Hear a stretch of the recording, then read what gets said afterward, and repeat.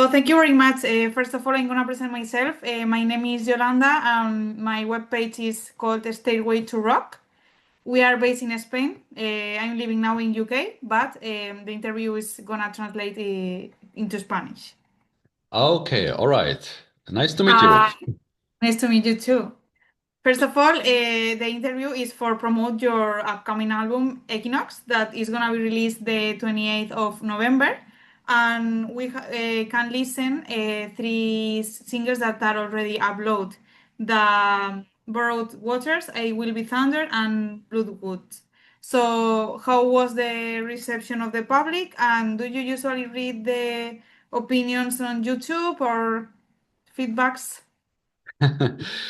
Yeah, I would say sometimes I read it, sometimes not.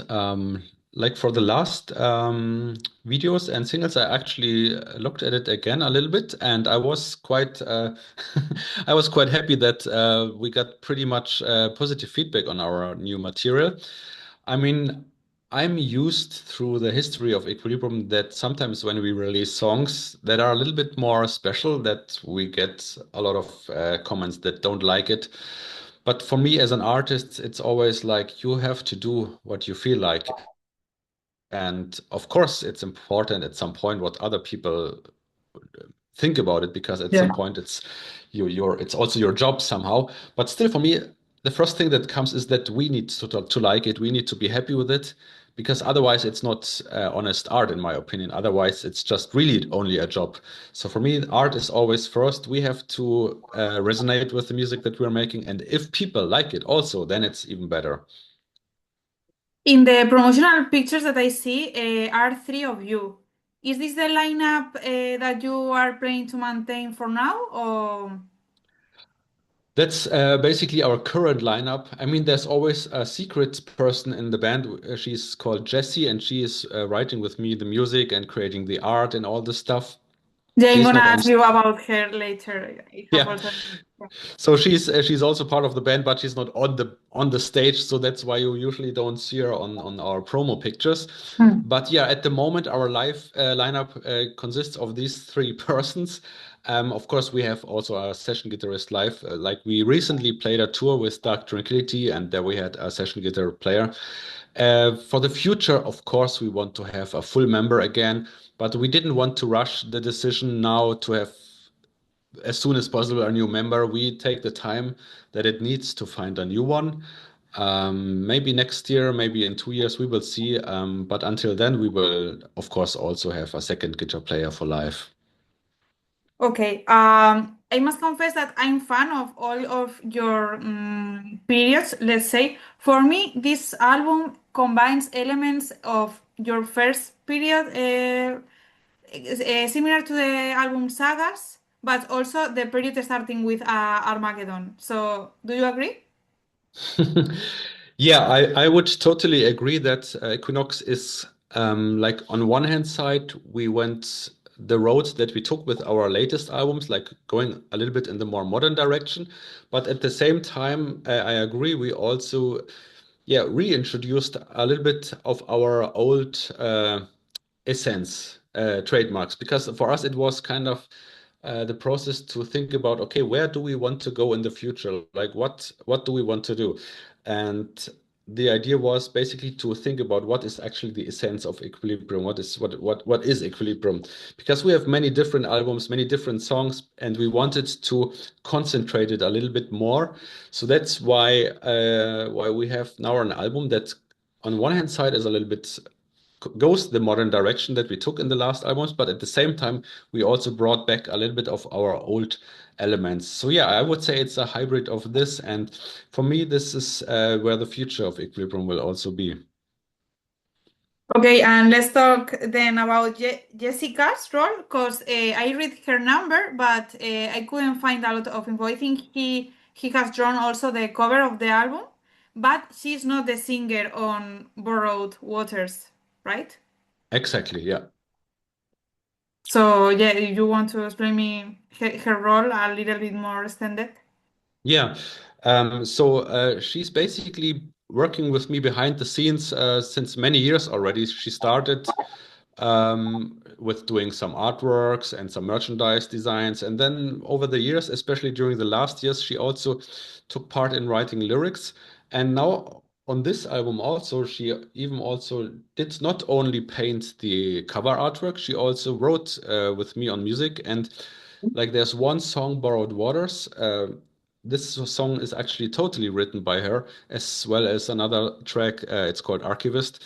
So yeah, it's I'm very sensible when it comes to let other people touch the music of Equilibrium, but I really resonated with the stuff that she did, and I was really happy with Borrowed Waters. And we said, okay, let's make an Equilibrium song out of this.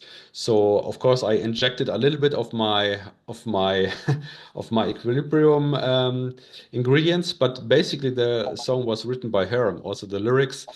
And also, this song is a really nice collaboration with the US artist Ronit, um, which was very wonderful collaboration because, like, the own project of Ronit is more like into this kind of witchy pop music style. But she told me, like, in her teenage years, she was totally listening to metal, also bands like Enziferum and this kind of folk and Viking stuff. So for her, it was some kind of little dream that came true that she now had the chance to participate in a metal project.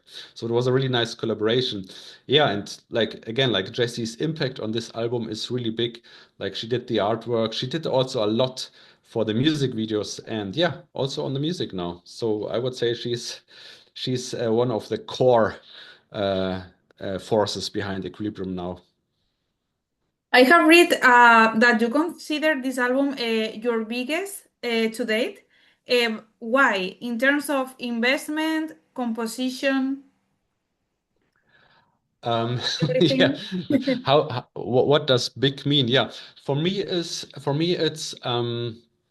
because I during the last weeks I didn't listen to this album because I wanted to get a little bit distance to get a better opinion again about it, you know, because when you work a lot on something, sometimes you're too close and then you cannot really, yeah, then sometimes you lose the opinion about it. So I took a little bit, a few weeks step behind.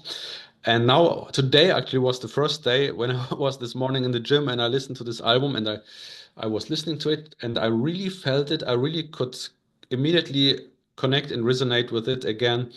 And for me, it's really like bringing like from my point of view what today Equilibrium is. For me it's really like the blend, you know, of old and new, like to balance this. And I mean, not only in our own discography but in general, like we have, you know, we have very ancient elements. We have ethnical sounds in our music. We have folk sounds, of course, and then we have the modern kind of metal part. And like this blend for me is for me a beautiful balance that I also see myself in the life, you know, because like in nowadays society, like everything is very modern, everything is very fast, and we easily lose the connection to our past and to our to nature in general. And for me, Equilibrium and the music is a beautiful way to express this a little bit to reconnect. And so yeah, for me it's in regarding this, it's the most personal album because I'm very intentional in what this album means to me. So yeah, it's very big for me. Now that you mentioned the gym, I must confess, your band, Equilibrium, is the perfect band when you are you know that you have to go to the gym, but you are lazy, maybe tired. Is the band that you need to listen to recover the force and say, okay, straight away. It's the perfect band because I feel to myself like, what should I listen today? Equilibrium. Ah, Maybe okay. one say this to you, but it's really true. Oh, that's good to hear. It's good to hear that the music has some can have this kind of impact. Yeah. I particularly love one song in the album, Legends. It really goes on your style and it's like a combination of strength and energy. So this is one of my favorites for the moment. Don't know if you plan to integrate in the set list in the future. Okay, that's great to hear. Yeah, I mean, actually, we already played it on a few shows in the past to try it out, and yeah, we will definitely play it again. I Oh, really like it also. So yeah, when we're coming to Spain, maybe you have the chance to see it live then also. Oh, nice. Okay, so talking about a bit about your history, do you agree that the band's directions changed a bit with the album Armageddon? Um, hmm. I would say in general, I feel like that every album had some kind of change to the previous one. Armageddon, I mean, the album that was before Armageddon was Erdentempel. So yeah, there was like one big change for Armageddon was that we would have way more English lyrics. And Yeah. I think this is a big change for sure. And yeah, and I would also say, yeah, it's actually, let me quickly think. Armageddon. I have to think which songs are on this album. Yeah, I mean, it's kind of, like I remember, like, because there were, for me personally, like I like to discover a lot of music, different music, also different music styles. But I remember during the process of Temple, like the album before Armageddon, I was actually kind of discovering metalcore because before this Yeah. I was never into metalcore. Like I saw the pictures of these bands on the magazines and I thought, whoa, these are weird hairstyles. I don't like They, they, this. they are not metal. Yeah, it's like I was not interested in this, but then I think it was 2014 or something.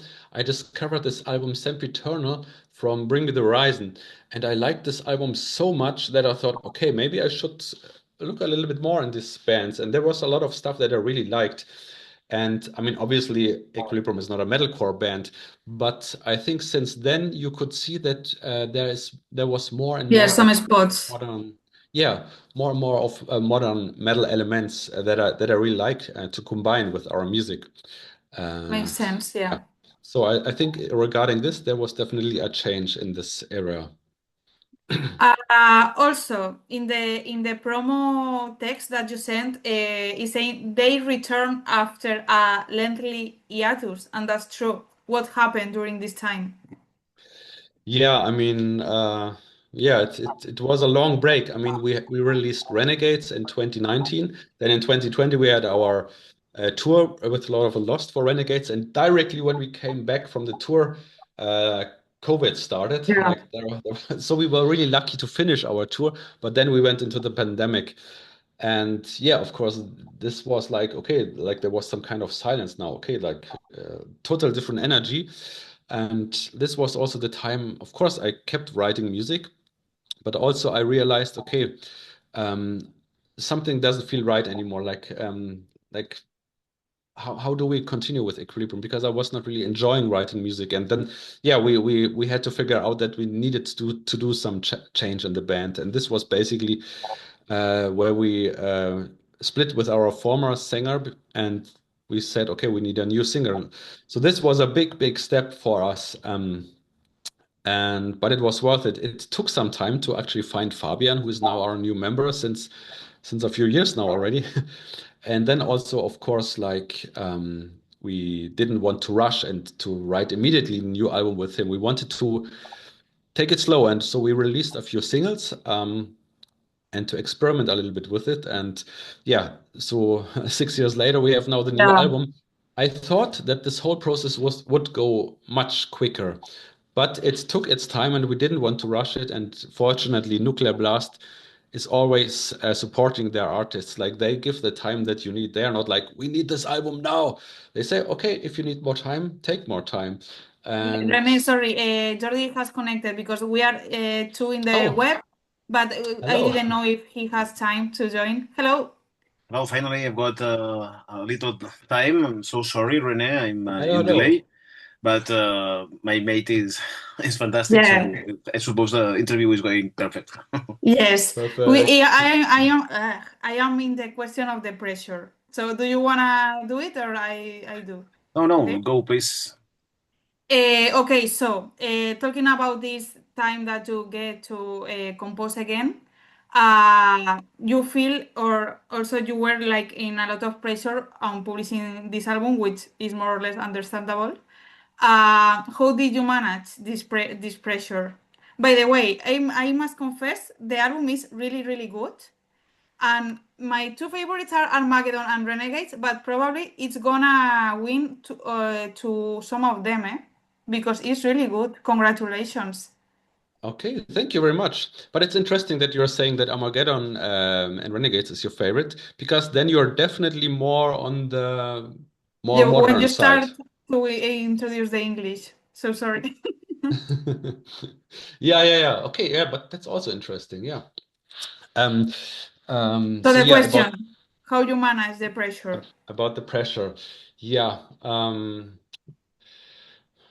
It's like I'm a little bit used to totally turn out the pressure sometimes because when I wrote Renegades, which obviously I think was the biggest change that we had back then. Like Renegades is a very specific album because it's much more modern. It has way more electronic influences and less of the folk and orchestral stuff. And but back then, I was just into this. Back then, I felt like I need to break out a little bit of our routines and out of our habits. And of course, like also the other guys said, like, oh, phew, but that's very you have a lot of courage to do stuff like that. And I was like, well, I feel it like this. I mean, I have to write the music that I feel, and I cannot write music just to please other people. So yeah, so at this when I was in the zone in the tunnel, I didn't think about anything else. Of course, like now with Equinox, of course there was some kind of pressure after 6 years and whatever. But at the end, we are making art and we are giving our best, or at least that's how I see it. I put all my sweat and all my blood and all the work into it. And I have to be happy. And now we're going to release it to give it to the audience, and then we will see what happens. I think I'm not thinking too much about it when writing the music. And I think that I'm pretty happy also. Because otherwise, if you think about everything, like you get so distracted in the process Yeah, of writing on music. live. So yeah. Well, let's go.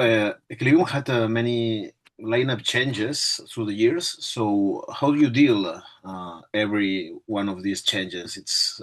I remember having a band, and every change of musician, it was hard for us. Yes. I mean, when you think that Equilibrium next year is turning 25 years, we definitely had several lineup changes. I would say like with musicians, um, obviously it's a little bit more easy because like they are not in the total focus like a vocalist, of course. So this always worked kind of well. And also like all the musicians that came and also those who went, like it was always very natural. Like for example, we once in it was during the Armageddon era, our back then our tour manager would just take the bus and play bass. So it was always somehow in our surrounding.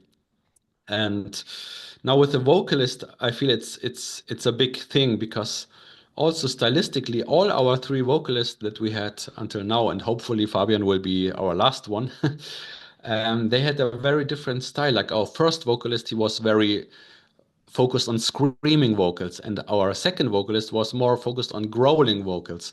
And Fabian now is kind of like a blend, like he's in discovering his own voice, and so we are using screaming and growling melodic vocals, and that's actually really nice because he also has a home studio and he can record at his own place and we can experiment together. So that's really nice to work on songs. But in general, it's like we're just trying to take it naturally, like see, okay, what does this musician, what does this person bring, what are the strengths of this person, and then we see, okay, how does it fit to Equilibrium. I mean, of course, it's always, especially with a vocalist, like to the audience, it's a big change. But I feel like with Fabian, people really, especially we see it live, like people really see his strengths and they see like how much joy he has to be on the stage and to connect with the people. Yeah, and so far, I think we are really happy with this change now. And now we also have a really strong lineup because that's the thing what I said before. At some point, when you are not happy anymore and when you see you cannot work anymore properly, you have to do this change no matter what. And now we did this change and we are a very strong unit again. and really looking forward to create more stuff.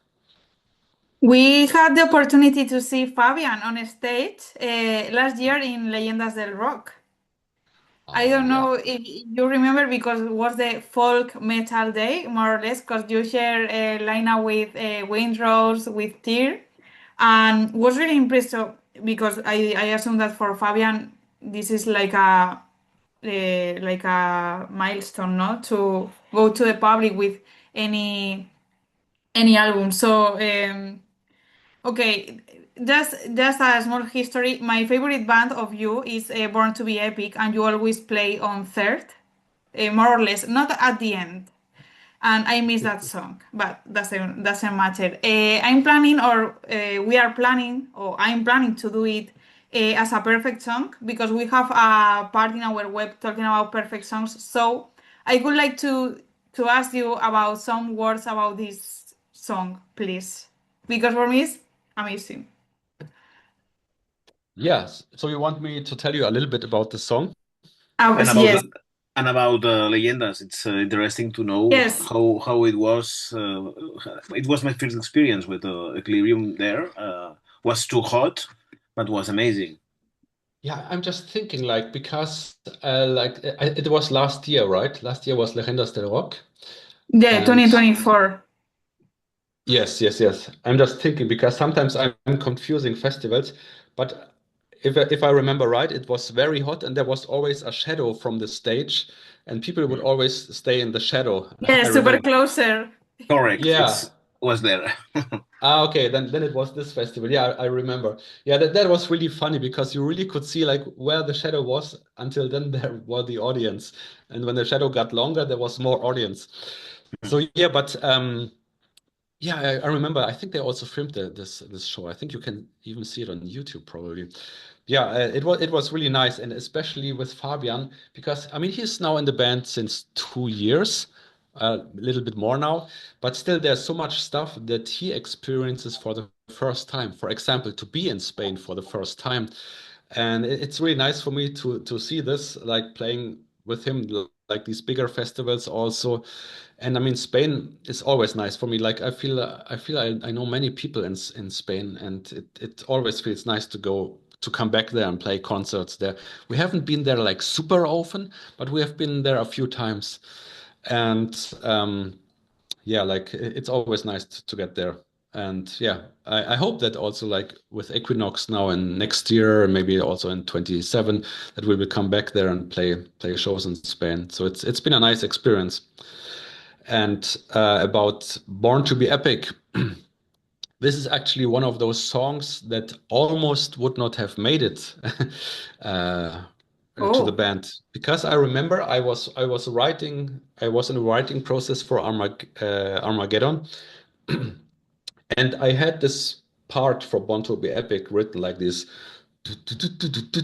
like these kind of weird synth things, and I thought like to myself, I don't know, does this really fit for Equilibrium?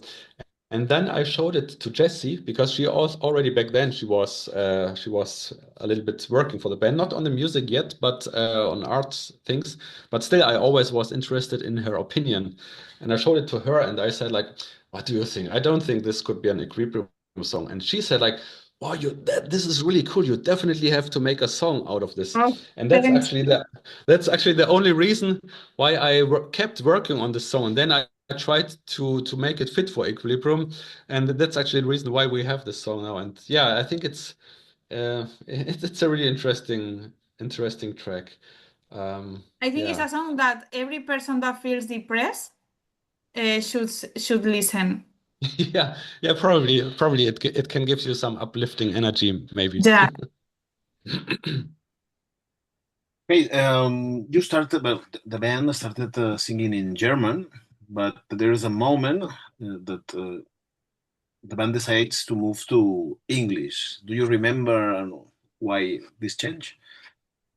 Yeah, I mean, and for us it was like yeah, what was actually the reason? I mean, at some point we just wanted to try to experiment a little bit, and at the same time, we also wanted, of course, that people can understand the songs also while listening to them. I mean, in metal, sometimes it's difficult anyway, when they're screaming and groaning that you can understand the lyrics. Yeah. But we wanted to give it like a little bit more of a direct connection. And then we somehow like we talked about it before, like Armageddon was the first album. Maybe I don't know, maybe half of the songs are in English or maybe even more. And then we kind of got used to it. And then we also felt like the songs, especially those that have a little bit more modern approach, they just sound better with English. We sometimes we're trying it with German. Also on one song of Equinox, we tried working with German lyrics, but we felt like this doesn't feel right. This sounds too cheesy, like for, at least for us Germans. English just fits better. So I would not say that we will never have a song in German again. It just really has to fit. Like it's natural. Like when the song screams for German, then it will be German, and if it sounds better in English, then we will keep it for English. So it's kind of an intentional decision, like to reach more people, of course, and that they can understand the song. But at the same time, it's also an artistic decision. Okay, just to finish, there are fast questions, more or less, four. About the tour. I think you have not confirmed anything yet for the tour of the album, Exactly. There are no concrete, confirmable but I plans, mean, but you cannot we say are nothing working. about a small paint in Spain, maybe, I don't know. Well, it would be too early to confirm something right now, but we are definitely in conversations about touring and concerts, and but it's too early to Okay, confirm something. But as soon as there's something, we will of course announce it on our Instagram and so on, Facebook. thank you. Um, Talking about with a band that plays folk metal, I love to talk about the beginning of this music style. And I got a theory, maybe it started with Skyclad from a band from Newcastle, and with this, well, there are many songs, but I love the song "Spinning Jenny." I don't know if Skyclad was a huge band that influenced your music, but I think Yeah, I agree. Like Skyclad was for sure, I would say, like in the if you could say like in the first generation of this kind of music, probably like having this metal combined with folk sound. I mean, we always had before like right like rock music with folk and these kind of things. So yeah, I was never really listening too much to them. Like when I started with listening to like these older bands, it was a lot of those were actually German bands, like German pagan folk metal bands. They're really like underground bands back then, but these were bands that I actually started with, and that gave me the inspiration for this direction. Of course, at the same time, there were already bands like from Finland that also like we were kind of in the same generation, I would say, that also started out, like Fintroll, Enziferro, Moon Sorrow. Um, but yeah, but still at the same time, I was also still listening to Dimmu Borgir, Iron Maiden, Hypocrisy. Yeah, like back then, I listened to a lot of different bands. But when it comes to folk metal, I was very focused on the Finnish and on the German scene, I would say. But I know, of course, Skyclad, and I know that they are very early band in this music. I that's think we Subway to Sally, where we in the beginnings of this. It's always said that in Germany, in Extremo and Subway to Sally were the first ones in the folk metal scene. Yeah, that's right. That's right, and that's an interesting thing because you're right. Like I remember back then when I went to festivals as a fan, also there were always Subway to Sally and in Extremo, but they are more like I mean they have the medieval stuff, of course. They have the bagpipes and stuff, and they're doing with it also with a lot of real instruments. But they like in Germany at least that's how we see it in Germany. They are more like in this kind of medieval music metal thing. And then the other bands like they're more like it's hard to say. I mean, of course they I would say they have more of the the black metal and death metal element. It's probably mostly black metal. And that's also when you listen, for example, to the first album of Equilibrium, you hear a lot of black metal vocals. Like our vocalist, he was totally into black metal. So I would say that there was a huge influence from this side also. Like in general, feel like pagan metal, how we called it in Germany, was very influenced also by black metal.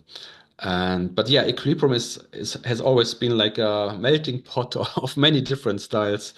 So yeah, but yeah, like in general, when it comes to the general folk medieval stuff, In Extremo and Subway to Sally, they were the big names back then. They are still big, of course, but now when it comes to medieval stuff, you have also like Feuerschwanz and these kind of bands that are really big now in Germany. I think you have more interviews right now, no? It's because we are running a little bit late, or Actually, you are the last one for today, so you don't have to rush if perfect. you have any more Um, questions. Perfect. We got. should I the classical ones, or you have something else, No, Jordi? no, it's really. I think we can go for the our typical classical questions. Finish. But just let me know because it was at the beginning of the interview and I didn't have time. Why equinox? Equinox, yeah. Why Equinox? It's basically an idea. The word came from Jessie. She showed it to me, and she said, like, doesn't this fit for the like for the reboot of Equilibrium for the very first chapter now, not very first, but for the first chapter after this long break now, and we looked at it and I thought, well, that's a perfect word because it combines like equi, of course, and equinox, like when it comes about like the balance between day and night. It just fits so well because also in Equilibrium, for me, it always was about having a balance between more darker songs and more brighter songs. So it's like Equilibrium, you cannot say it's a happy band, not a happy band, or you can also not say it's a dark band. For me, it was always like to have the mixture of both sides. And in general, I feel like Equilibrium through the years turned out to me to be more and more about this topic about balance. And yeah, and that's why we thought, okay, that's perfect. And in general, like what I also found out during the years is like, and that's also where I see the future. It's like really Equilibrium will be, and I mean it has been, but it's even more visible for myself now as an artist that it is about the balance, about taking old elements and the new elements. Like we have very ancient sounds and ancient ethnical tones and instruments on our music. And also in Equinox, we actually recorded also a lot of real instruments, percussion instruments, flutes, stuff that's all in my room here. And at the same time, we have the modern elements. So it's really, for me, really the balance of both. Um, and for me, this is important because nowadays, in this world, we easily lose connection to everything from the past, to nature, to our ancestors. And I feel like listening to music is like you take out the rush, you take out the problems, and you put yourself into this timeless moment listening to music, and then you can reconnect again. And yeah, that's why also this word really fits very well to me, to the album. Okay. Okay, one of the classical questions is which is the first album you bought, but with your own money? Oh, with my own money, that's a good question. I know that the first album that I got as a birthday present was from the Scorpions' Crazy World, but it was on tape back then. I think the first album that I bought, I'm pretty sure it must have been something in the 90s. Um, I mean, back then there were also a lot of singles and maxi CDs, but I remember I have one very vivid memory about see that I would see on MTV a music video. It was actually from Radiohead. It was Paranoid Android. And then I remember I want to have this album. I like this song so much. And then I drove to the next city where there would be actually a record store. And I went to there and I said, I want to have the new album of Radiohead. And she said like, you want to have okay computer? And yes, I want this. And then I bought this. I remember this. This is a very vivid memory that I have where I intentionally went to the store and I want to buy this on CD. So there might have been a few more before also, but this is the first one that I really real remember actually. Amazing video clip, by the way. Yeah, Paranoid I did. Yeah, Android. exactly. It was the video combined with the music that somehow touched me. It was such a sad video also, but it was well done. I really liked it, the style that they did on this. And yeah, for me, I think it's interesting to look back, like what made you buy an album, and also how I mean, basically it worked. What they did, they made the music video to get the people's attention, and it worked. And I still also have other memories. For example, when I was in Munich, there we had this big music store, like it was called WOM, World of Music, and it was very huge. You had all these kind of genres, and I remember back then also it was like you go through the store and you just look at the cover art, right? You look at the cover art, and when something looks interesting, you would take it and you would give a listen to it. And there I remember I discovered I discovered from Dimmu Borgir. They released an EP back then. It was called Godless Savage Garden, and I just saw this green cover, like with this woman on this throne in the forest, and I really liked this cover. And then I was listening to it, and I thought, what the fuck are these vocals? I've never heard like these these kind Yeah. of vocals before. And also the harmonies, they were so dark, the keyboard, the choirs, and I thought, what is this music? This is crazy. And then I bought this album, and I was so impressed by it. And then I opened the booklet, and then I saw the guys. What are these guys like? They are all white with black, like corpse paint. What is this? Like satanic guys? What is this? I was so impressed by that. And I think like back then it was really nice to discover albums. I don't know how it is nowadays for younger generations, because you get so much from everywhere Yeah, immediately. Back everywhere. then, Yeah. back then it was a process. You had to walk to the store. You had to discover it. The tempo was much slower. I'm not saying like, okay, back then everything was better, but I'm happy that I was able to witness, like especially the 90s, before the social media madness. It was better. No, no, no, no. So, Second classical question. If you had infinite money, no, a really big budget to spend in a live show, which trick would you love to do? Like fire, lasers, a big ship? I don't know. um, I would like everything: fire, laser, water, and air. I would like to work with all the elements. And if I have infinite money, I mean, a lot of it is possible. I mean, maybe we could build a stage somewhere in the ocean or something, and then have a lot of pyrotechnics. Or maybe we could also do something near a volcano. But it has to be something with nature for sure. With what? With Nature. nature. volcano. Sorry, sorry, okay. Maybe also in the Arctic, but I think I remember that Metallica, they had once many Oh, years really? ago a concert in the Arctic. Metallica played in the Antarctica. Yeah. Yeah, but it And was a they small provide the audience. It was a sparks small or concert. For the penguins. Yeah. No, no, but it's maybe the first band that made something really crazy like this. But a Yeah. volcano on stage, I think that I never had seen something like this, so it's really interesting. Through the years, I always we both asked this question, and no, volcano is the first time that it's answered. So yeah. okay, this one is really difficult too. Do you remember the first time you cried in a concert? Do you remember the song and the band? I cried in a concert. I don't really have memories about this. I remember that, but that's not bad. I remember I was at a concert for Michael Jackson back then. It was in the 90s still. And I remember that I was very emotional because I was a big fan like for some years before, and to finally actually see this person in life, and I mean I was still young there back then.